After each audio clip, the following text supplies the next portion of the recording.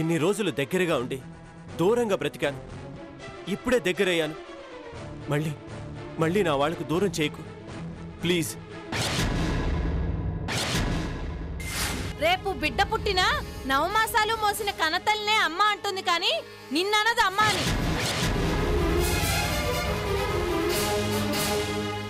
శిఖరం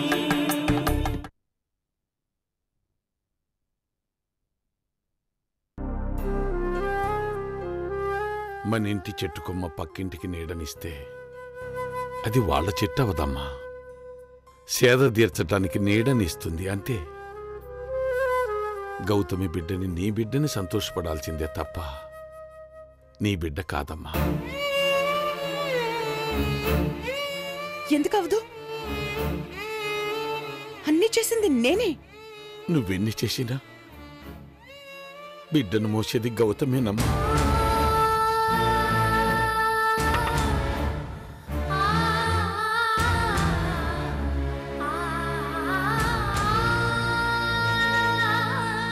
కానీ అవకాశం ఇచ్చింది నేను. నా బ్రతుకు పంచి భర్తని పంచిస్తే అది రోజు తల్లయింది. బతుకును పంచావు, భర్తను పంచావు, కానీ రక్తం పంచలేదుగా. అందుకే అమ్మా అని పిలిపించుకుని సంతోషపడు గాని నువ్వే అమ్మవని భ్రమపడకు.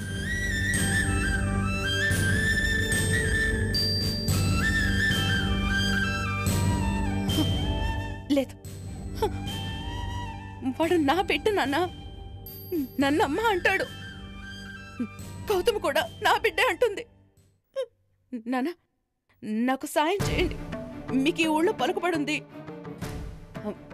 రేపడు పుట్టాక ఎప్పుడైనా మన ఊరికొస్తే వాడిని నా బిడ్డలాగే చూడు. ఈ ఊరి జనాన్ని కూడా అలాగే చూడమని చెప్పు. నేను చూస్తాను, అమ్మ చూస్తుంది. నా మాట మీద గౌరవంతో అందరూ అలాగే చూస్తారు. బలవంతంగా ఒకరితో అమ్మ అనిపిస్తే వచ్చే లాభం ఏముందమ్మా? ప్రకృతి ధర్మం అనేది ఒకటి ఉంటుంది. ఆ ధర్మం ప్రకారమే తల్లికి బిడ్డైనా, బిడ్డకు తల్లైనా. ఈ ధర్మాలు అధర్మాలు నాకు తెలీదు. వాడు నా బిడ్డ అంతే. నన్నమ్మ అంటాడు, నేనే వాడి తల్లిని అంతే. అమ్మని అమ్మని అని 1కి 10 సార్లు నీకు నువ్వు అనుకుని 10 మందితో అనిపించుకోవటం కాదు. రేపు ఆ బిడ్డ అమ్మ అంటే సంతోషపడగలవే గాని ఆకలేసి అమ్మ అంటే ఓ గుక్కెడు పాలివ్వగలవా?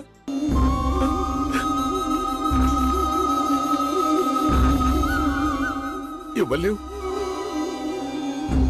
బిడ్డ ఆకలి తీర్చలేనప్పుడు అమ్మవేలా అవుతావమ్మా? అమ్మ అని పిలిపించుకొని అక్కడితో సంతోషపడు. అమ్మ అని హక్కు గురించి మాత్రం ఆలోచించకు.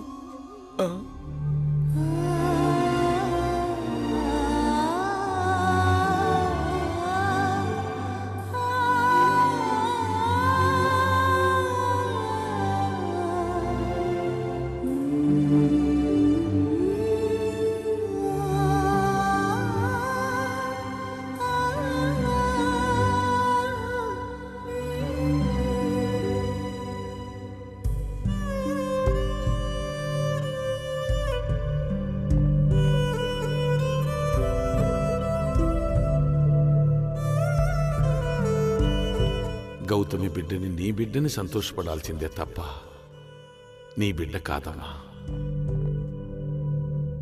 నువ్వెన్ని చేసినా బిడ్డను మోసేది గౌతమేనమ్మా.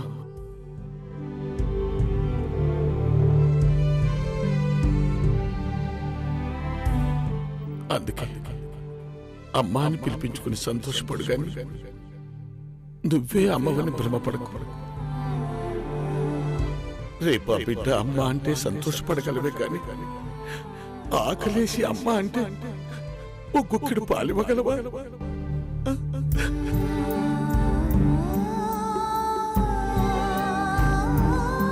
ఓ లచ్చక్క, రత్నాల కూతురికి నొప్పులు వస్తున్నాయంట. నీకోసమే వస్తున్నా. పురుడు పోయాలి, తొందరగా రా.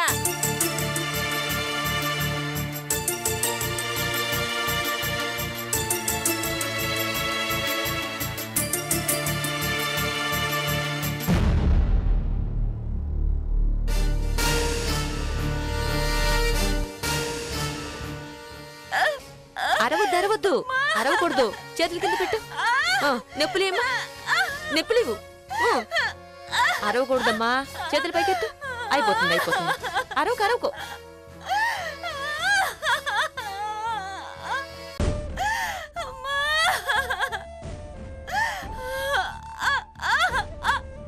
కొంచెం ఓర్చుకోమ్మా. అయిపోయింది, అయిపోయింది. కొంచెం ఓర్చుకో.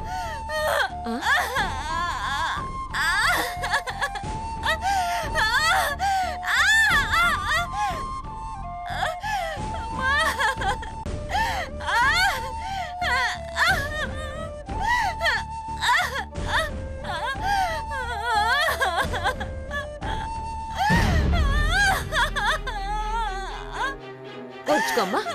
అయిపోయింది, అయిపోయింది. కొంచెం ఓర్చుకో. అయిపోయింది.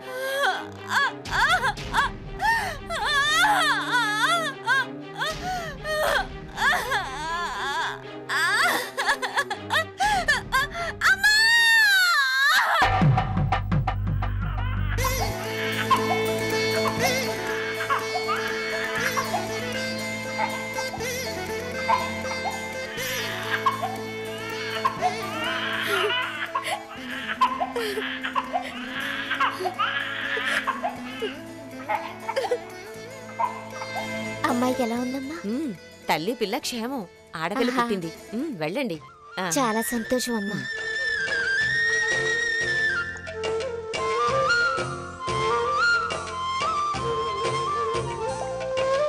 అమ్మా, మీరిక్కడ నీతో మాట్లాడాలని వచ్చాను.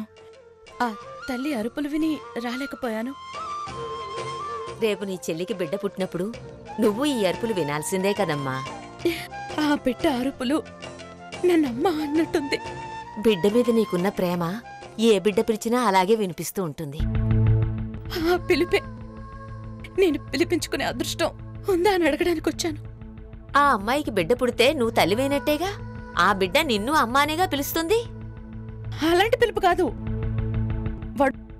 వాడు నేనే తల్లి అనుకోవాలి. నన్నే అమ్మా అని పిలవాలి. పుట్టేది నా చెల్లికి అయినా వాడు నన్నే అమ్మ అనాలి. అలా పిలిపించుకోవడానికి ఏదైనా దారుంటే చెప్తావనే నిన్ను వెతుక్కుంటూ వచ్చాను. పరాయి బిడ్డ నిన్ను అమ్మా అని ఎలా అంటాడమ్మా? అనాలి. ఎంతో మందికి పురుళ్ళు పోసుంటావు. పిల్లల గురించి నీకే ఎక్కువ తెలుసు. నాకు ఈ సాయం చేస్తే జీవితంలో నీ మేలు మర్చిపోను. చూడు తల్లి, నీ తపన చూస్తుంటే ఏదో ఒకటి చెయ్యాలనుంది. కాని ఏం చేయగలను? బాగా ఆలోచించు. ఏదో ఒక దారి చెప్పు. ఎలాగైనా ఆ బిడ్డ నన్ను అమ్మ అనాలి. ఆ పిలుపు నాకే సొంతం అవ్వాలి. చెప్పు.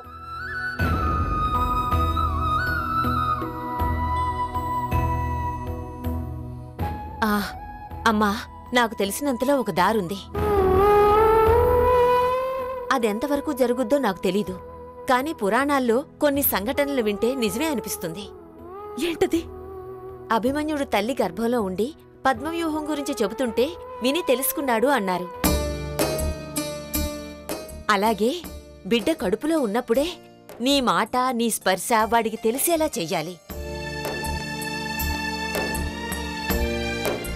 మనిషికి మొదట పనిచేసే అవయవం చెవి, చివరిగా పనిచేసే అవయవం చెవే. తల్లికి నెలలు నిండగానే తల్లి మాటలు, తండ్రి మాటలు ఎక్కువగా వింటాడు. అందుకే పుట్టిన దగ్గర్నుంచి తల్లిదండ్రుల మీద చెప్పకుండానే ప్రేమ కలుగుతుంది. ఓ పని చేయండమ్మా, మీ చెల్లెలికి నెలలు నిండిన దగ్గర్నుంచి మీ స్పర్శ, మీ మాట మాత్రమే ఆ బిడ్డకు తెలిసేలా చెయ్యండి.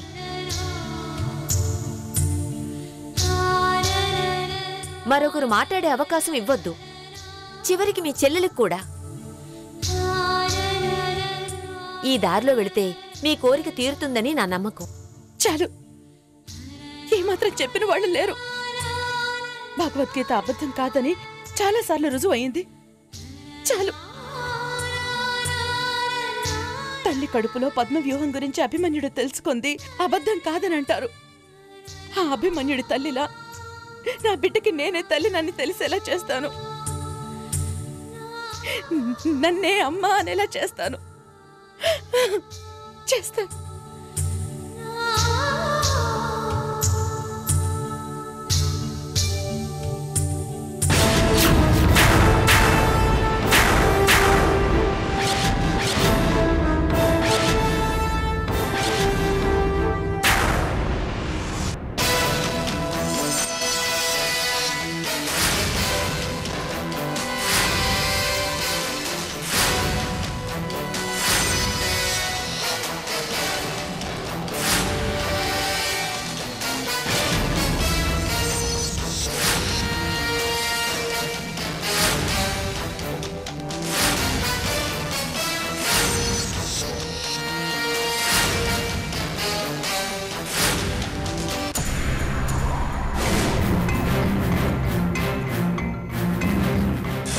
నంది వెలుగు గ్రామానికి నీటి సౌకర్యం కల్పించేందుకు ఈశ్వరచంద్ర ప్రసాద్ గవర్నమెంటు వారి అనుమతితో ప్రారంభించిన ప్రాజెక్ట్ని తాత్కాలికంగా నిలిపివేయాల్సిందిగా కోర్టు వారు ఆదేశించడమైనది.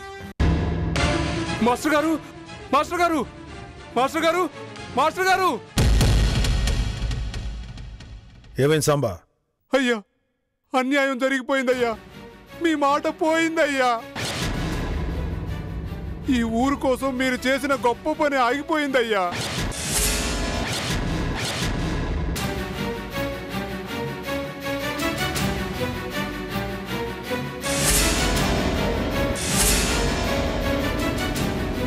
ఏంటి సాంబా, ఏమైంది? అవునయ్యా, నీరు తెప్పించాలనుకునే మీ ప్రయత్నానికి కోర్టు అడ్డుకట్ట వేసిందయ్యా. ఊరు కోసం మీరు చేయాలనుకున్న మంచి పని అర్ధాంతరంగా ఆగిపోయిందయ్యా.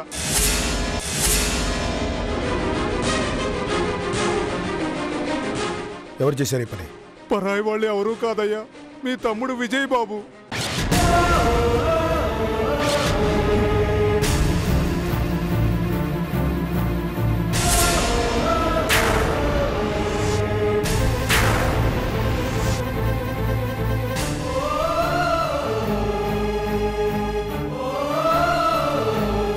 మా కళ కరిగిపోయిందయ్యా. తమరిచ్చే నీరు కోసం నోరు తెరిచి ఎదురు చూస్తున్న మా బీడు భూములు బీడుగానే మిగిలిపోతాయ్యా.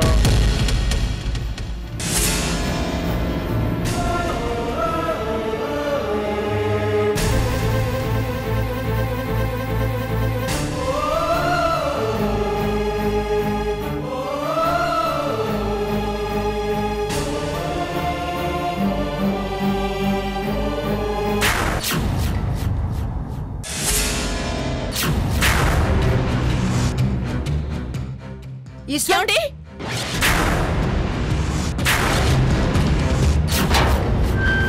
ఏమండి? ఈశ్వర్,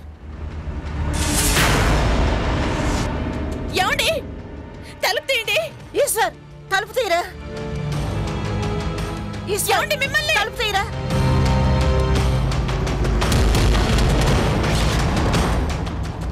ఈశ్వర్, వాడిని చంపేస్తావేంట్రా? చేయొద్దులమ్మా. ఈశ్వర్! అమ్మా!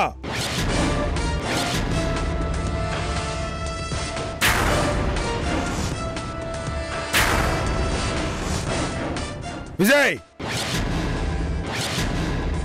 విజయ్!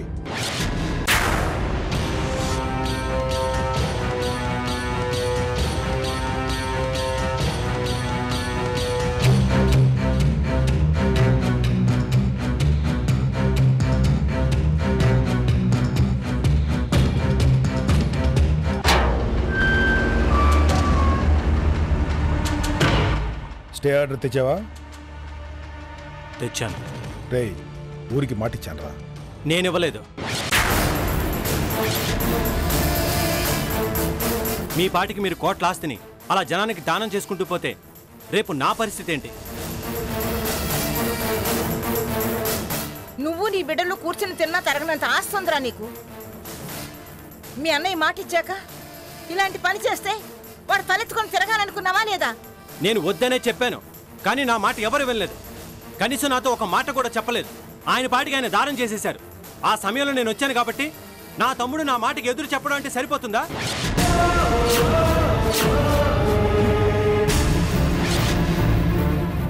నా ఆస్తి నాకు కావాలి.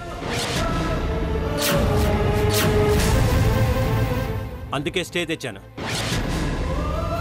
నీ ఆస్తి నువ్వు తీసుకోవయ్యా అంటే మాకు మీరు చాలు, ఆస్తొద్దు అని ఆ రోజు నువ్వు నీ భార్య అన్నారు.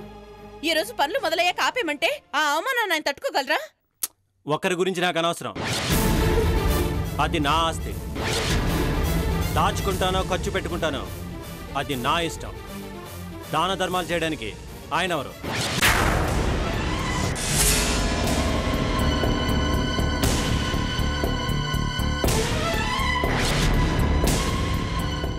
ఆస్తి కోసం అన్నెవరు అన్న స్థాయికి వచ్చావా? చివరికి డబ్బు కోసం ఇంత దిగజారిపోతావు అనుకోలేదు.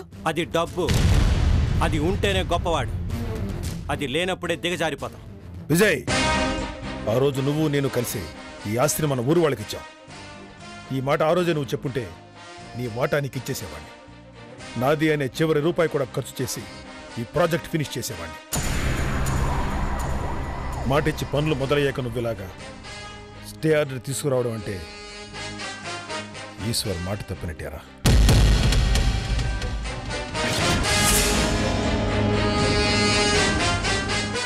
ఈ ఊరి జనాలకి నా మొక్కు ఎలా చూపించను? ఈశ్వర్ మాట తప్పాడు.